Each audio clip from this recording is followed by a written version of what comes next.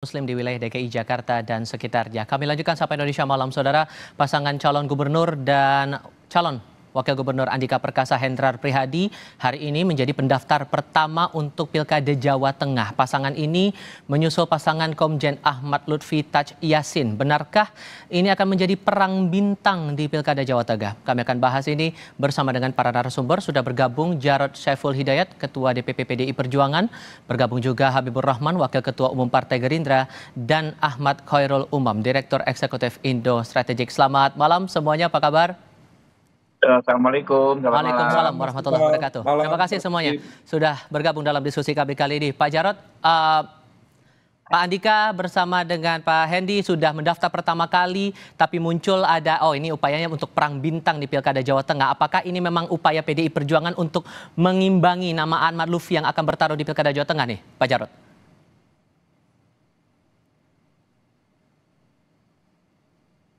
Pak Jarod? Saya coba perbaiki komunikasi kami dengan Jarod Saiful Hidayat, Ketua DPP PDI Perjuangan, untuk membahas lagi soal dinamika politik untuk Pilgub Jawa Tengah. Saya ke Bang Habibur Rahman dulu kalau begitu. Bang Habib masih mendengar suara saya, Bang? Masih. Oke, Bang Habib, merespon nama Andika Hendy yang maju pertama kali dan disebut bahwa ini memang upaya perang bintang menyeimbangkan posisi nama Pak Ahmad Lutfi yang juga akan dijagokan Kim maju ke Pilkada Jawa Tengah. Gimana merespon itu? Ya, kalau bintang dikonotasikan dengan pangkat di kemiliteran maupun di kepolisian, saya pikir tidak relevan ya. Karena meskipun keduanya adalah purnawirawan, tetapi kan memang sudah tidak bertugas lagi dan tidak ada mengkait lagi dengan institusi di mana beliau berdua sebelumnya bertugas. Tapi kalau bintang dikaitkan dengan reputasi kedua tokoh tersebut, menurut kami ya wajar-wajar saja. Baik Pak Lutfi maupun Pak Andika adalah sosok ya dua anak bangsa yang memiliki prestasi gemilang ya di bidangnya masing-masing. Sehingga kalau untuk ikut berkontestasi di Jawa Tengah, saya pikir nanti tentu akan terjadi kompetisi yang ketat ya, kompetisi yang sehat di antara kedua belah pihak. Ya, kami di sisi lain sebagai pengusung Pak Lutfi dan Taj Yassin tentu dalam posisi yang memandang situasi yang optimis ya, karena memang Pak Lutfi ini lama di Jawa Tengah, asli Jawa Tengah, bertugas di Jawa Tengah ya. Beliau kan sejak Wakapolres Surakarta, Kapolres, Wakapolda, Kapolda, bahkan sejak muda banyak bertugas di Jawa Tengah. Tentu sangat paham sekali karakter masyarakat di Jawa Tengah. Apalagi wakilnya adalah Taj Yassin ya, yang memang memiliki pengalaman ya 5 tahun ada di posisi tersebut. Tentu sudah sangat-sangat paham. Belum lagi memang basis tradisional pendukung Taj Yassin dan keluarganya yang memang sangat-sangat signifikan sekali untuk diperhitungkan sebagai sebagai modal awal untuk kampanye ini. Oke, apakah optimisme itu berkaitan juga dengan kalau kita kutip dari Litbang Kompas terakhir kali yang menunjukkan survei posisi Pak Ahmad Lutfi ini masuk 3 besar, angkanya 6,8%. Apakah itu yang jadi dasar optimisme teman-teman Kim ini, yakin Ahmad Lutfi bisa memenangkan Pilgub Jawa Tengah walaupun istilahnya Jateng ini kandang banteng, kandangnya PDI Perjuangan? Ya, saya pikir Jawa Tengah adalah kandangnya seluruh warga negara Indonesia ya, khususnya yang di Jawa Tengah ya. Jadi tidak ada satu pihak pun saya pikir yang bisa mengklaim memiliki basis di manapun, karena namanya pemilu ya itu kan selalu dinamis. Baik pileg berbeda dengan pilpres, berbeda lagi dengan pilgub, berbeda lagi dengan pilwako maupun pilbub. Sehingga kami tetap optimis ya, Pak Ahmad Lutfi maupun Pak Pak Yassin, Taj Yassin adalah dua sosok yang juga berkandang di Jawa Tengah. Ya. Apalagi partai-partai pendukungnya ya juga partai-partai yang memiliki basis ya signifikan di Jawa Tengah. Oke. Pak Jarod, saya ke Anda kalau begitu. Ya. Pak Jarod sudah bisa mendengar suara saya, Pak? Sudah. Oke, apakah nama Andika ini diusung PDIP untuk berupaya mengimbangi nama Ahmad Lutfi yang sudah kadung digadang-gadang untuk maju di Pilkada Jawa Tengah, Pak? Ya, sebetulnya kita itu memperkirakan sebelumnya itu Pak Ahmad Lutfi itu bergandengan dengan Mas Kaisang. Ya, di awal kan begitu. Karena akan mengikuti putusan MA. Tapi putusan MK kemudian menggugurkan itu. Sehingga Mas Kaisang tidak bisa maju sebagai calon wakil gubernur. Tapi sebetulnya Mas Kaisang itu bisa didorong sebagai calon wali kota atau bupati. Ini adalah bentuk konsistensi kita kepada konstitusi. Kemudian untuk Jawa Tengah, memang dari arus bawah, dari harapan rakyat, dan aspirasi dari kader Jawa Tengah, itu di sana diusulkan Mas Andika Perkasa sama Mas Hendi. Dan kita tahu rekam jejak kedua beliau ini. Sehingga waktu itu sebetulnya Mas Andika Perkasa dan Mas Hendi itu dipersiapkan untuk melawan pasangan Ahmad Lutfi dan Mas Kaisang. Tapi karena Mas Kaisang nggak bisa diganti Pak Tashi Yassin, ya sudah kita tetap jalan terus. Kita selalu di dalam format seperti ini bahwa yang diusung oleh PDI Perjuangan adalah kader yang sudah dipersiapkan lama, ya, dan dari kader internal. Pak Andika Perkasa begitu sudah purna itu masuk PDI Perjuangan dan mengikuti sekolah partai. Jadi sudah mengikuti. Beliau ini orang tuanya di Magelang, kemudian memahami kultur Jawa, lama bertugas di Jawa Tengah, apalagi Mas Hendi. Jadi di Jawa Tengah saya optimis bahwa arus bawah, akar rumput itu kuat untuk mendukung pasangan Andika Perkasa dan Mas Hendi. Walaupun kemudian secara elektabilitas kalau saya kutip dari Litbang Kompas terakhir kali belum masuk nama Pak Andika Perkasa untuk masuk di radarnya di Pilgub Jateng ini. Ya, karena selama ini memang belum dimunculkan. Dan ini belum waktunya kampanye. Biasanya setelah nanti didaftarkan dan kemudian beliau bersosialisasi turun ke bawah, kemudian seluruh kader partai itu solid untuk bisa memenangkan beliau, itu saya yakin hasil surveinya akan bisa berbeda. PDI Perjuangan tidak hanya terpengaruh oleh hasil survei saat ini. Karena survei itu dinamis.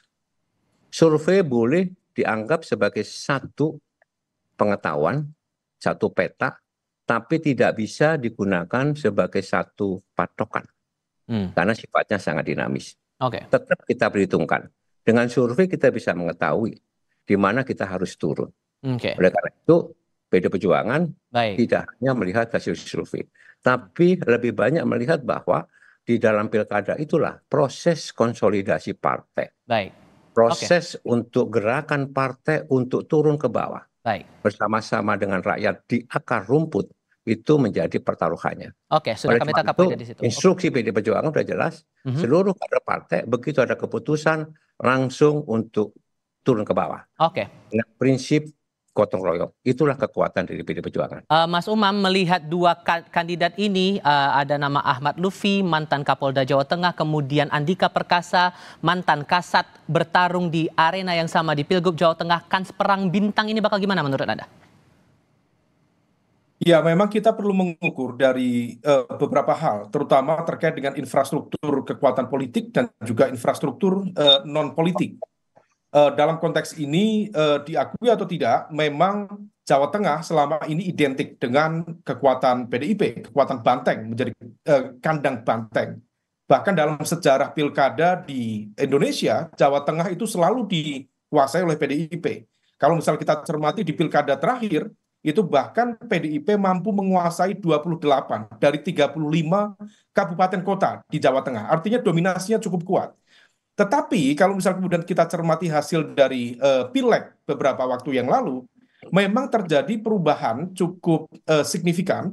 Setidaknya PDIP kehilangan sekitar 9 kursi di level Jawa Tengah, dari 42 menjadi 33. Dan kalau misal kita cermati secara lebih detail lagi, siapa kemudian komposisi pendukung dari Pak Lutfi dan siapa pendukung dari Pak Andika. Nah, kalau misal kita merujuk pada konteks kekuatan Pak Andika, per hari ini PDIP masih menjadi bagian dari kekuatan yang cukup konsisten untuk menggunakan narasi berhadapan dengan kekuatan besar Kim yang dalam konteks ini sepertinya menjadi bagian dari riak-riak dinamika di Pilpres 2024 yang lalu. Sementara kalau misal kemudian Pak Ahmad Lutfi tampaknya Kim cukup solid berbagai elemen kekuatan, tetapi kita juga perlu melihat secara lebih detail nanti apakah misalnya PKB, kemudian Nasdem, dan juga PKS akan memberikan dukungan kepada Pak Lutfi atau tidak. Sehingga Oke. kemudian Kim Plus ini akan tercipta dalam kontestasi di level Jawa Tengah. Jadi untuk Kalau Jawa Tengah ini menurut Anda apakah ini sebatas pada perang dari segi tokohnya saja atau juga peran partai di sini juga akan menjadi cukup penting untuk dicermati di sini? Dalam konteks ini partai cukup penting ya, partai cukup penting. Apalagi kemudian infrastruktur kekuatan itu menjadi cukup mengakar. Nah, kalau misal kemudian satu hal ya, ada politics yang kemudian perlu kita cermati. Kemenangan Mas Ganjar di 2 kali pilkada terakhir setidaknya itu dipengaruhi oleh komposisi nasionalis santri.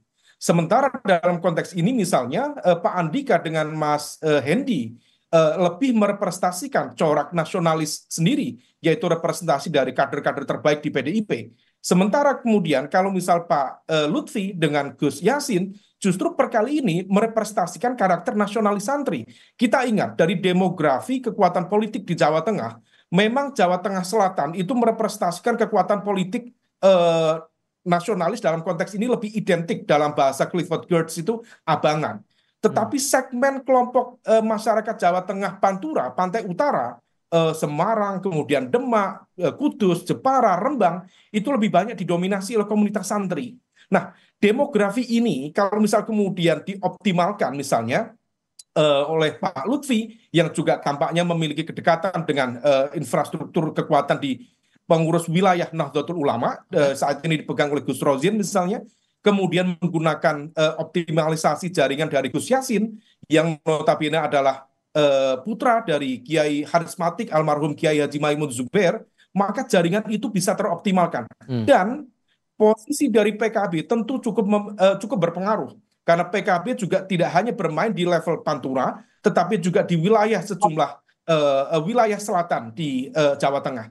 Kalau misal kemudian ini kemudian berkelindan, maka PDIP perlu mengantisipasi karena bisa saja pilkada kali ini menjadi kemudian catatan yang cukup serius dan menjadi potensi koreksi bagi kemenangan non PDIP dalam kontestasi yang akan datang. Maka masing-masing pihak tentu perlu mengkonsolidasikan kekuatan secara optimal. Bang Habib, kalau melihat nama dari Ahmad Lutfi dan Taj Yassin ini dari partai-partai Kim juga sudah memberikan surat rekomendasi, apakah bisa dinyatakan seluruh partai Kim ini menyerahkan secara resmi surat rekomendasi B1KWK ke pasangan Lutfi Taj Yassin atau masih ada yang akan menyusul memberikan rekomendasi ke pasangan ini? Untuk pastinya kita akan lihat ya besok atau paling lambat lusa ketika didaftarkan ya. Tentu namanya politik itu kan formalitas yang paling kita tunggu ya. Nanti setiap perkembangan akan kami update. Oke, tapi kalau terakhir yang saya dengar bahwa ada kabar PKB berencana untuk mengusung tapi belum menyerahkan B1KWK, ini pergerakannya gimana sebetulnya, Bang? Saya belum dapat informasi ya. Kita terus mempersiapkan nanti didaftarkan pada saat pendaftaran nanti. Oke.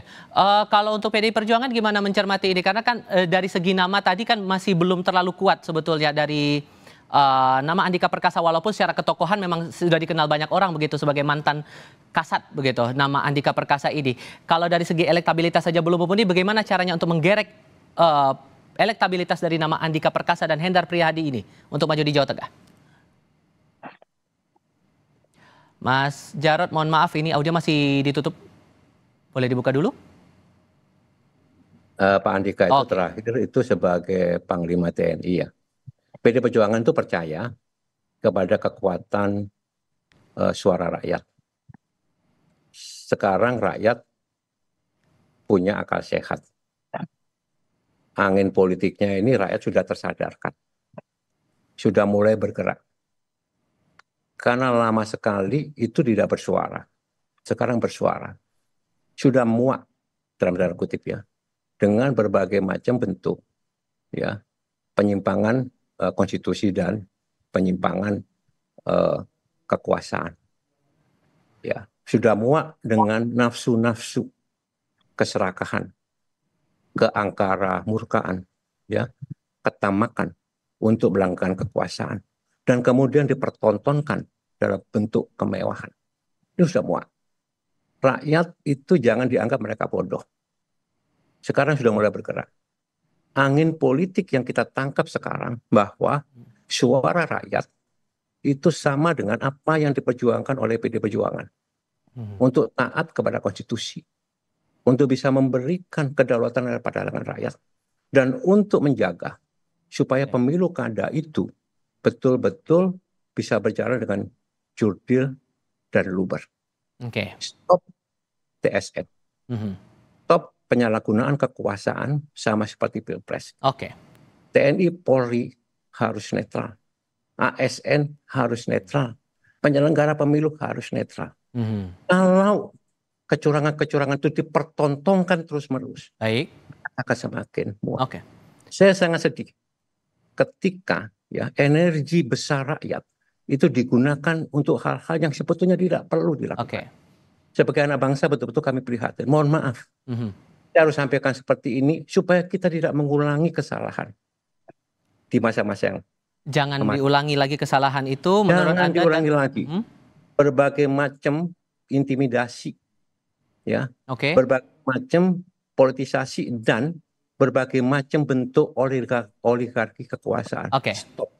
Kembali itu kedaulatan pada rakyat. Dan kami yakin bahwa suara rakyat, harapan rakyat, keinginan rakyat itu sama dengan harapan, aspirasi dan keinginan dari PD Perjuangan. Ada optimisme dari PDI Perjuangan terutama untuk Jawa Tengah dan lagi sangat untuk daerah-daerah yang lainnya juga terlebih Jakarta. Saya harus konfirmasi hal ini dulu karena kan sampai sekarang PDI Perjuangan belum menyampaikan nama juga nih untuk Pilkada Jakarta. Jadi untuk konfirmasi Pilkada Jakarta nih mumpung saya bersama dengan Anda Pak Jarod, sudahkah ada nama yang akan diusungkan untuk Jakarta oleh PDI Perjuangan? Karena ini masih berseliweran nih informasi simpang siur. Ya, tentu saja untuk Jakarta ini adalah satu wilayah yang sangat penting, sangat strategis. Karena dia barometer perpolitikan Indonesia. Tentu kita harus betul-betul cermat. Ya, syukur alhamdulillah dengan keputusan MK itu kita bisa maju sendiri. Sebelumnya kita nggak bisa maju sendiri. Tapi dengan keputusan MK itu membuka ruang supaya rakyat itu punya ruang untuk bisa memilih pemimpinnya, apalagi memimpin DKI Jakarta. Ya, sekarang Jakarta dalam proses pendalaman berbagai macam ya tokoh-tokoh dan aspirasi yang ada di bawah. Beri waktu 1-2 hari ini. Biasanya untuk Jakarta itu akan diumumkan last minute. Kita masih punya waktu sampai tanggal 29 Agustus. Dan ini merupakan kewenangan hak prerogatif dari Ibu Mega sebagai Ketua Umum. Tapi potensinya nama Anies atau nama Pak Pramono karena dikabarkan dua-duanya mengurus surat juga nih ke pengadilan, Pak Jarod. Siapa? Pak Anies ya? Pak Pramono Anung. Memang ada aspirasi ya yang berasal dari bawah. Nama Mas Pram itu masuk, nama Pak Ahok itu ada, nama Eriko Sutarduga itu juga ada nama Rano Karno ada. Termasuk juga nama Pak Anies Baswedan itu masuk dalam radar. Ya, tentunya kalau ngurus seperti itu kan biasa. Karena untuk mendaftarkan itu kan sebetulnya tidak terlampau sulit. Kalau misalnya ada kekurangan administratif, masih ada waktu untuk bisa melengkapinya sampai dengan tanggal 8 September. Oleh sebab itu untuk DKI Jakarta ya kita tidak bisa berandai-andai. Baik, dinamika ini masih akan cepat untuk kita pelajari bersama-sama. Bang Habibur Rahman dari Partai Gerindra, terima kasih. Pak Jarod Saiful Hidayat dari PDI, terima kasih. Dan juga Mas Ahmad Khairul Umam, terima kasih sudah berbagi perspektif bersama kami. Selamat malam semuanya.